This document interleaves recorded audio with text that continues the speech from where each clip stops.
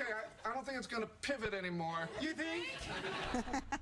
As you can see from this clip in Friends, pivoting can be hard. And before last year, when you heard the word pivot, you may have thought of that iconic clip that we just saw from Friends. But sorry, Ross and Rachel, the term pivot now is a much bigger meaning. And as a part of our three-part series on the Great Resignation, we're taking a deeper look at why people are pivoting their lives and careers.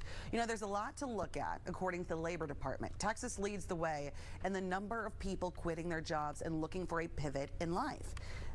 And what is the way to make the biggest change? Well, that's why we invited Lupe Prado, executive and career coach and host of the Paid Vocation podcast, to walk us through how to pivot with a plan and purpose. Good morning, Lupe. Always so good to see you. Good morning, Hannah. Thank you for having me.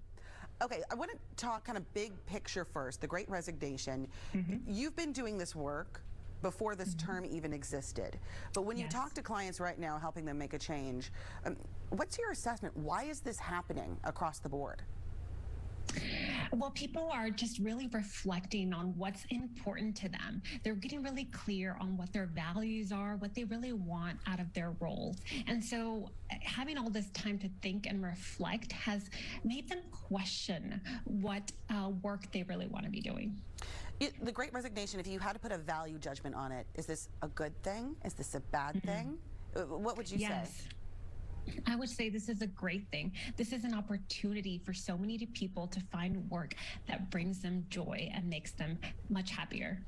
Okay, I can see the joy on your face. Before we get to your advice on how to do this, because you have tangible actions, that's what I always love to give our viewers.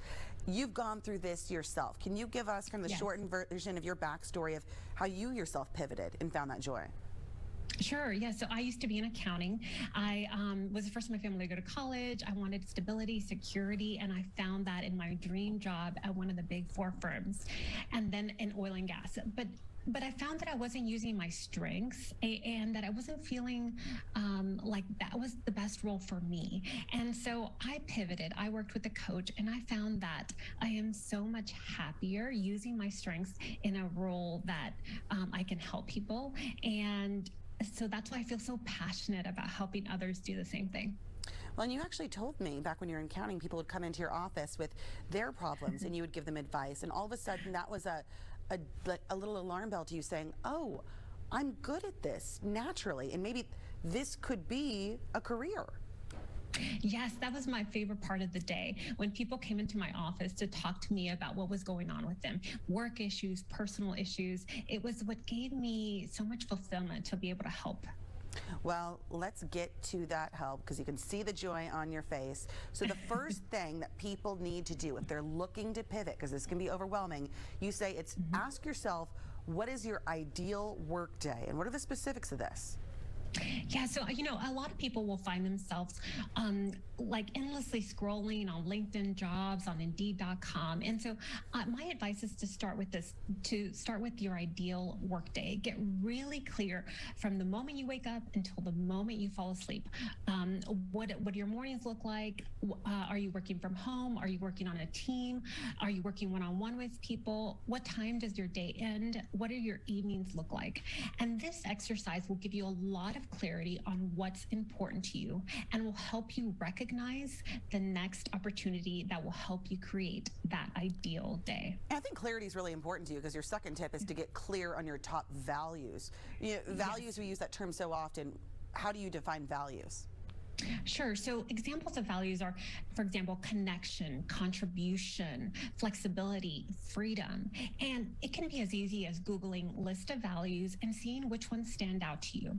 When I was wanting to make a career pivot, I was thinking focus, because that would give me the most fulfillment. I love that. All right, the next one, hold informational interviews. What do you mean by that?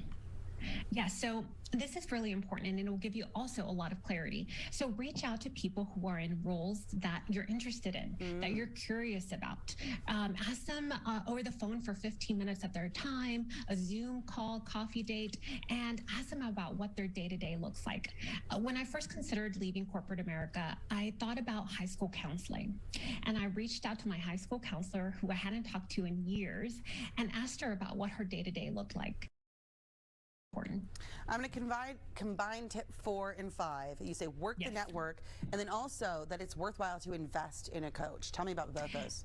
Yeah, so connect to your network. What I find with clients is that sometimes we're doing that scrolling, we're trying to figure it out on our own. So reaching out to your network can create opportunities, can create possibilities, and hire a coach. You don't have to do it alone. There are plenty of people that can help you, and many coaches offer free sessions, so you can get a feel if you would work well together.